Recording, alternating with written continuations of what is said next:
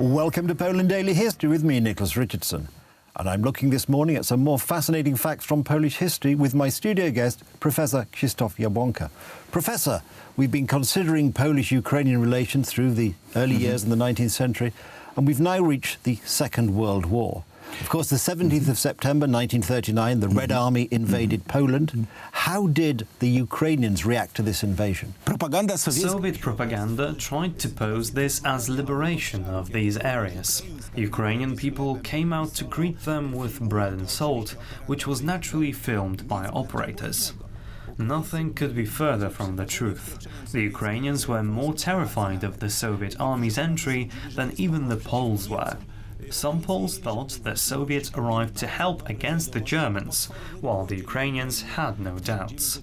They knew very well of the terrible famine in the Ukraine in 1933-34, when the Ukrainians from Poland were unable to help their brothers across the Zbruch River.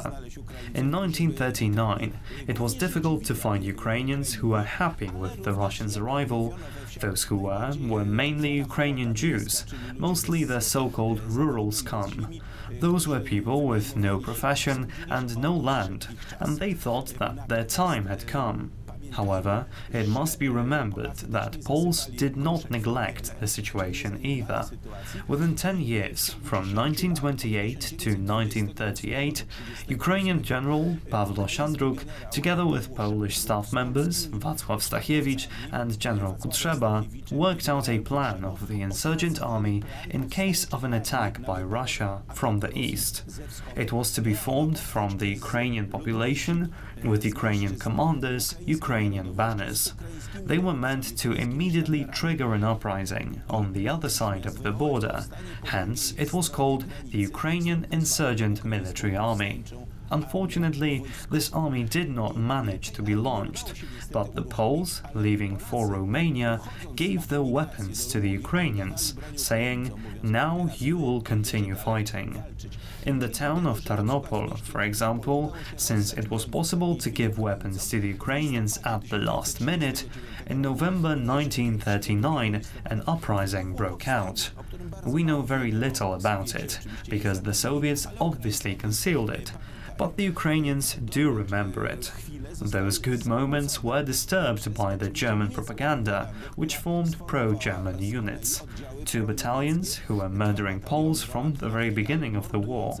First of all, they were engaged in supporting the Germans in murdering Jews. Professor, in 1943, Ukrainian formations attacked Poles. When was the culmination of this action? In 1941, when the German army moved eastwards, a new Ukrainian insurgent army of Taras Bulba-Borowiec was formed in northern Volhynia. It closely resembled our home army, with its ethos and military division, and they defended the so-called Polessie Volhynia. On October 14, 1942, the 3rd Ukrainian Insurgent Army was formed in Volhynia, and this formation had clearly anti-Polish overtones. There was a split in it. The Germans made a deal with the moderate supporters of Mielnik, while the radical supporters of Bandera were offended by the Germans and went underground.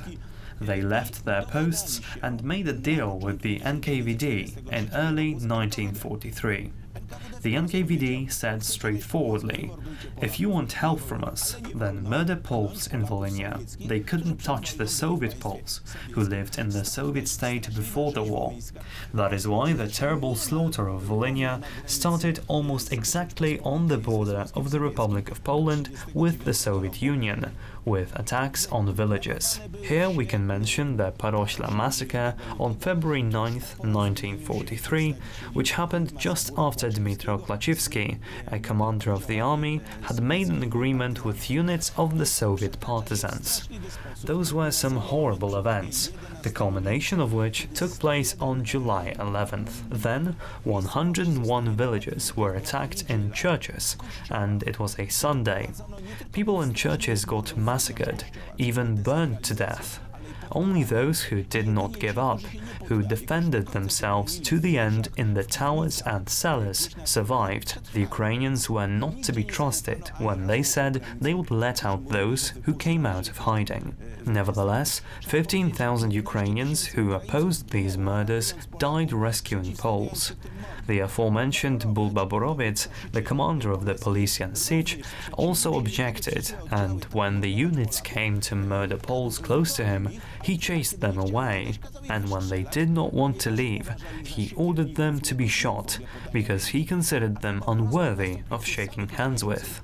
Therefore, the split occurred among the Ukrainians themselves, and here one has to be very respectful of those who are willing to sacrifice their lives to save their Polish neighbors. They stand in stark contrast to those who robbed and murdered their neighbors. Over 60,000 people died in Volhynia, which was inhabited by Poles only in 17%. Some of these murders started to move to the areas of Galicia, where such atrocities were first committed in February 1944 in Huta Pieniacka or Podkamień. Finally, in March 1944, in Kuty, on the very border with Romania, Polish Armenians were murdered as the last result of these terrible murders. To this day, Poles cannot recover from this shock and expect just one thing from Ukrainians: that these murderers are not revered as national heroes. Unfortunately, that's all we've got time for on this episode, so it remains for me to say thank you, Professor. Thank you. And thank you for watching, and do join us again on Poland Daily History.